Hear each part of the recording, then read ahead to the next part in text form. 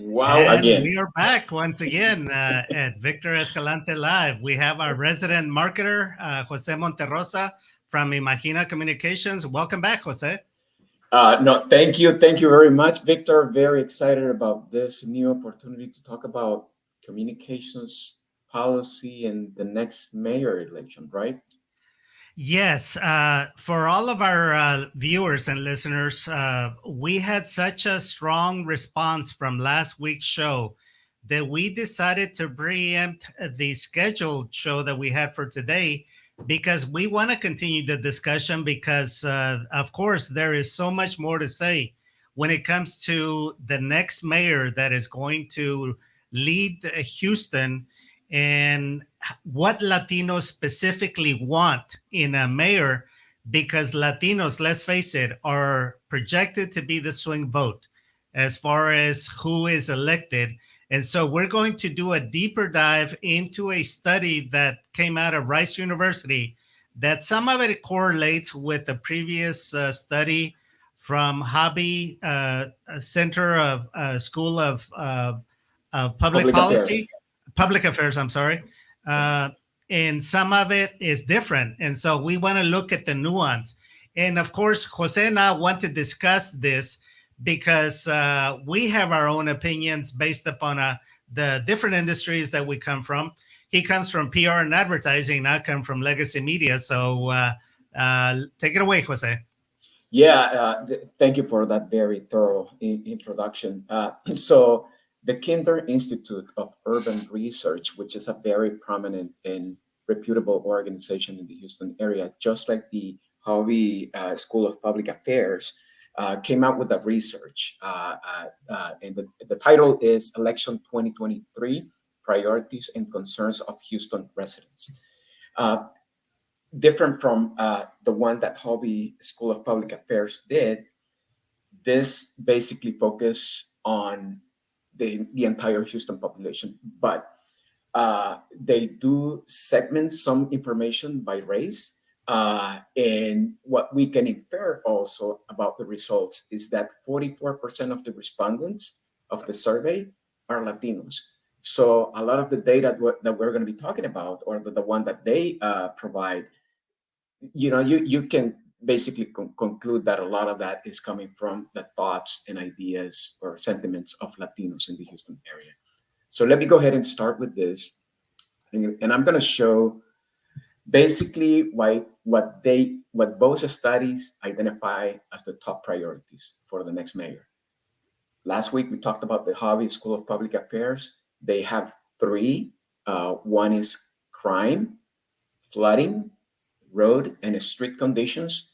And I added a fourth one that I feel like needed to be there. The School of Public Affairs says three, but I think it's actually four. The last one being economy and jobs. Now, the Kinder Institute of Urban Research says that there are three priorities: reducing crime, improving physical infrastructure, and making housing more affordable. Now, this is very different. The third one in particular, it's very different from what the Hobby School of Affairs, Public Affairs Let me show. interject something here, Jose, because this will kind of uh, set the stage and provide a context for what we're talking about here. Do you know how the Cámara de Empresarios of Houston was started? What was their primary motivation? I don't. Okay, so I covered their advertising and promotion at the Houston Chronicle, and I got the full story from some of the original founders, and they said that they needed to come together because there was no action from constant robberies of their businesses, small business owners, Latino businesses that were constantly being robbed at gunpoint, and there was no action that was being taken by the police department, or it was very little. It was a token actions, and so they decided to form this coalition of small business owners to begin to put pressure on local politicians to be taken seriously. And that's how the Cámara de Empresarios of Houston was born. So crime is very important to not only Latino business owners, but also to homeowners.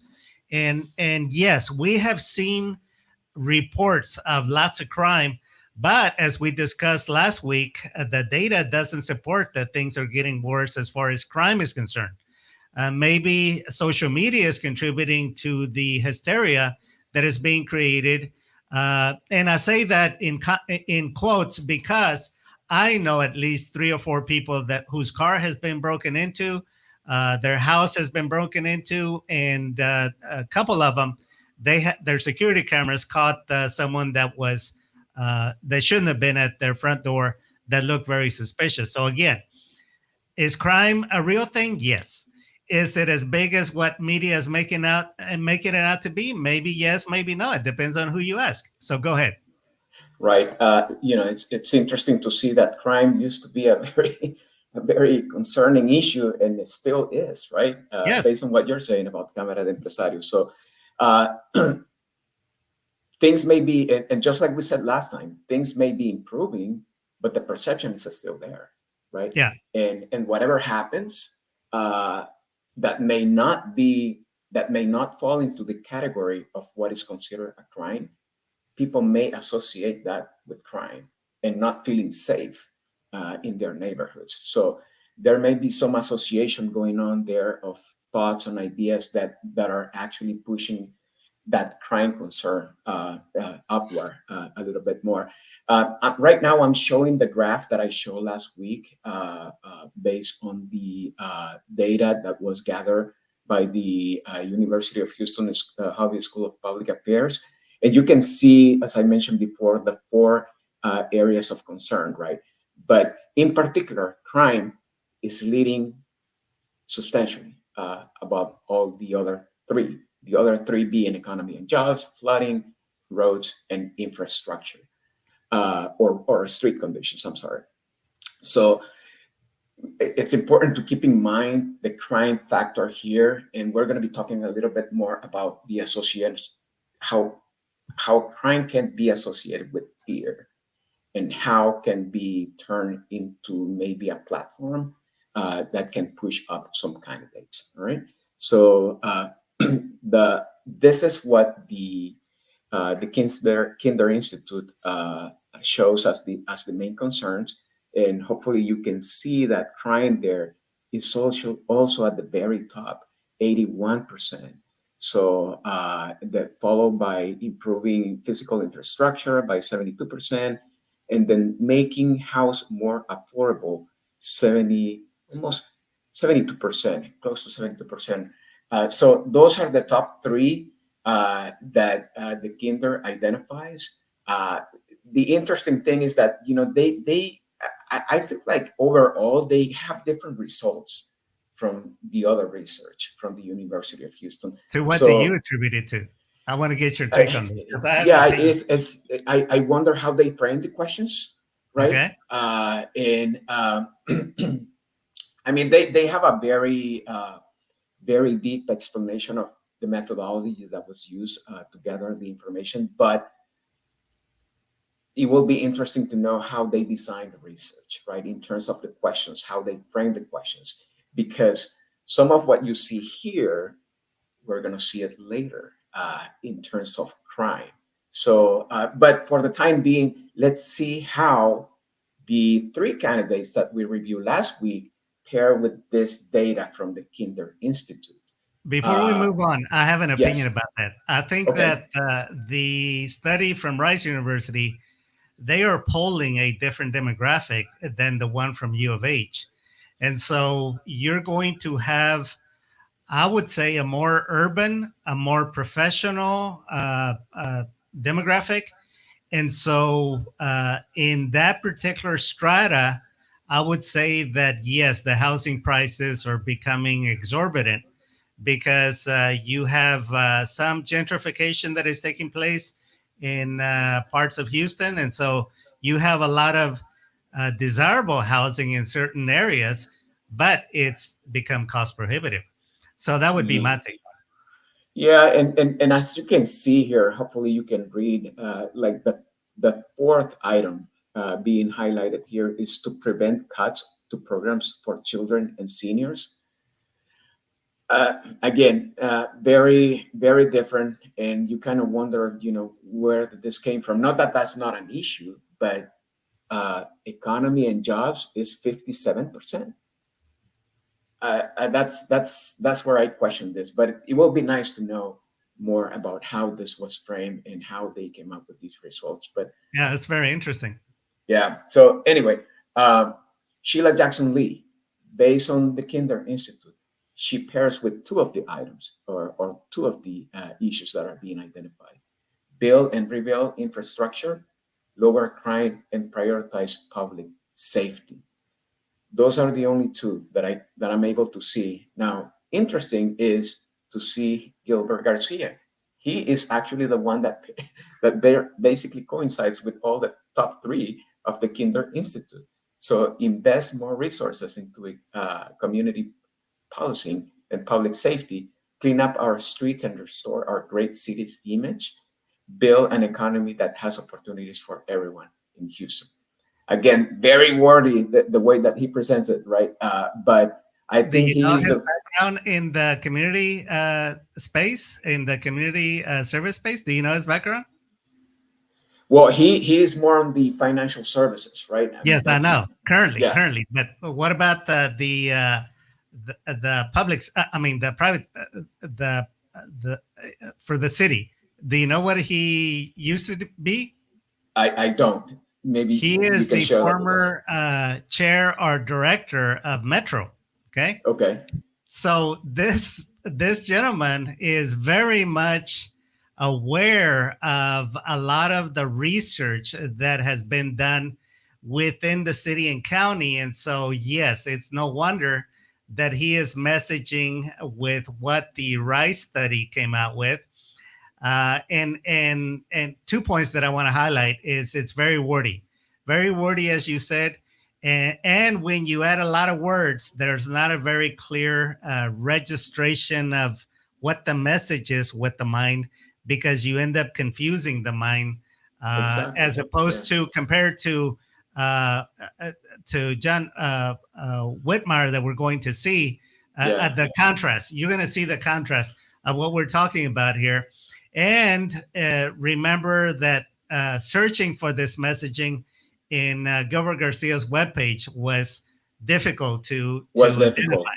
So Absolutely. Yeah. so let's keep going. Yeah. And this is Senator John Whitmire's basically a stand and how he pairs with the others, right?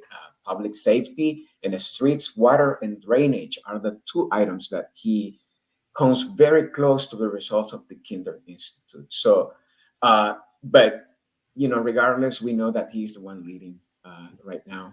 I mean, there are many things that he's doing right. But compare even if Gilbert gets closer to what the Kinder Institute shows, this guy and Senator John Whitmire is doing a lot of things, I believe, the right way. But look, I mean, the purpose of this presentation is to actually see what is being said, what is being identified as policy issues, and how politicians pair with those issues, and how those specific issues can actually turn into messages, right, that can resonate in the voters. So both studies show that crime is by far the biggest issue.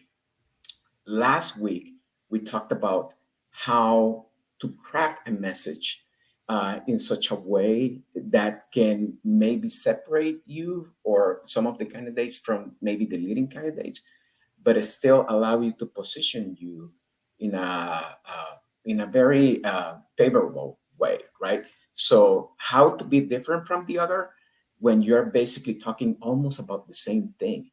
That is the key here. And the Kinder Institute actually shows some of the things that we talked about last week. And I'm going to be talking about that in the next slides. But before that, I just want to highlight one paragraph that came out in the report, and I'm just going to read it here. Even with the widespread consensus across groups of people and areas of the city that the next mayor needs to do something to make Houston a safer place to live, that message was particularly strong from residents who reported feeling unsafe in their day-to-day lives. Again, that feeling of not feeling safe, and crime being at the very top of the findings by both institutions. So let's look at the next slide. And this is Let me ask you this, this. Do yeah. you feel safe going downtown?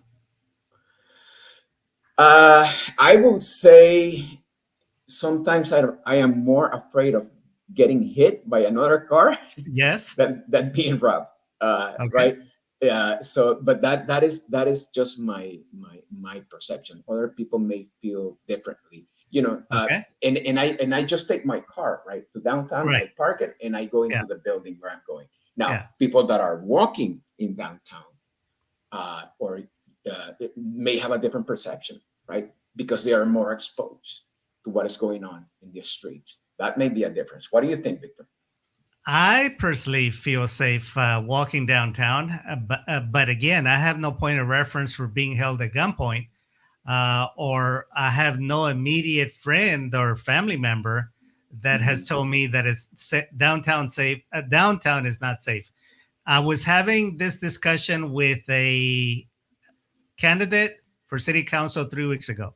He is a Mhm. career law enforcement officer, retired, and he told me that we need a lot more officers on the street for the size of Houston.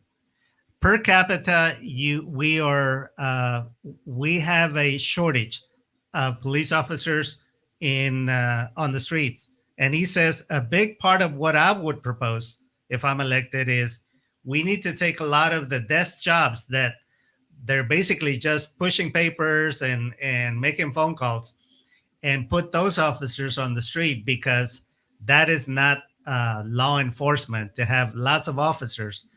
And he was talking about upwards of 5,000 officers that are in administrative positions that should be on the street.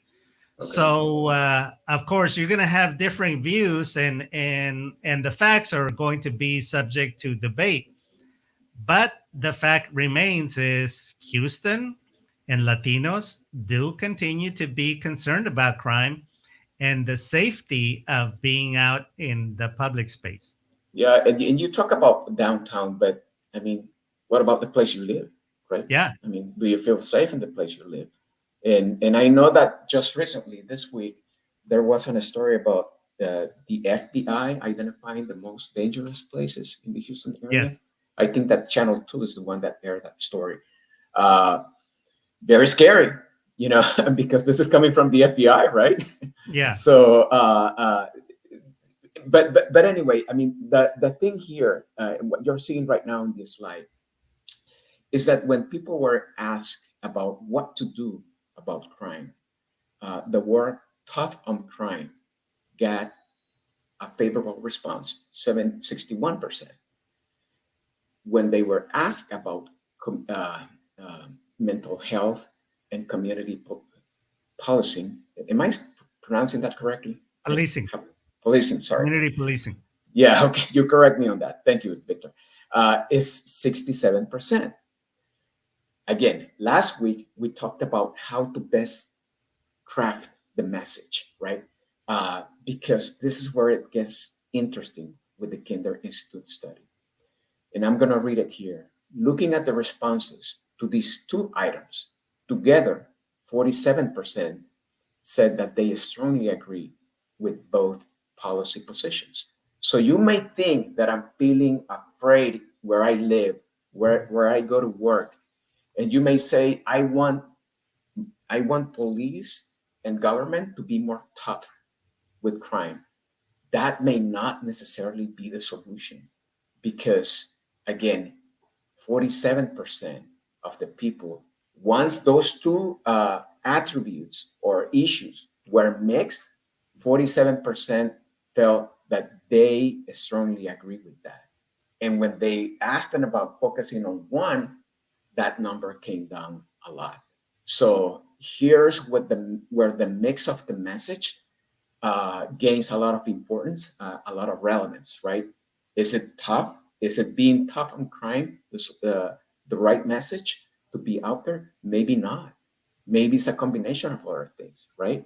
So how candidates position themselves in this race is obviously very important. But here's and by the way, this is the data that the Kinder Institute shows, and you can see that nearly half of the residents express favor toward both tough on crime and community policing approaches to public safety. Here's the other thing that I wanted to highlight, Victor. Um, we know that with crime comes fear, right? Uh, and we know that crime is a big issue. We talked about the top three, the top four, but the reality is that crime is so much prominent compared to the other three or the other two that it becomes the platform for many of the candidates. How you massage that message, focusing on crime, maybe that is where the key is, and that is what I just showed on the previous slide. Now, what can happen after one of the candidates focuses on crime is where I feel becomes even more interesting. And here is where I'm coming from. Uh, with crime being the top issue, you can expect a lot of the conversations on social media and a lot of the coverage by different news outlets in the Houston area to maybe start approaching that specific issue, right? I mean, you have two very reputable organizations doing research and showing that crime is at the very top. So there is a story there that needs to be told. Here So, comes all the negative ads. I was reading in the Houston Chronicle oh yeah, today, just today, that the messaging is starting to turn now into negative messaging and trashing your opponent, and we are going to, I'm sure, see a repeat of candidates being soft on crime and everything else that's been used previously. Because let's face it, Jose, this is nothing new. It's like for decades correct. campaigns have been using this because fear is a raw emotion. Fear and anger are the two Mhm. emotions that gets people to the ballot box. That's a fact. Yeah, it And is a fact. Yes, and and the thing is, what can happen around the different candidates when it comes to fear and what the narrative becomes as we get closer to the election, right? And again, I talk about the role that maybe the news media can have on this. Obviously, it is not their intention to favor any specific candidates, but you can expect a lot of the narrative or the stories to be focused on crime simply because that is something that they need to cover. It is an issue in the yes, community, right? So absolutely. you can expect, uh, I guess, if we want to think in a different way, you can expect that some of the candidates may just obviously by default jump into that narrative and inject themselves into it. I mean, it's like, to me, it's like the perfect storm, right? For them, because you have many variables that are being spread out through different platforms, and there is an opportunity for me to, maybe highlight my name, maybe highlight the platform that I'm selling, simply because people are talking about this overall. And just like we discussed last week, safety and the need to feel safe, not only for jobs but crime that is going on throughout the city. We already know that that is a factor that drives, just like you said, that drives people to react, to behave in a specific way, move voters to the different sites where they can make that decision on who they're going to vote for. your thoughts on this, Victor.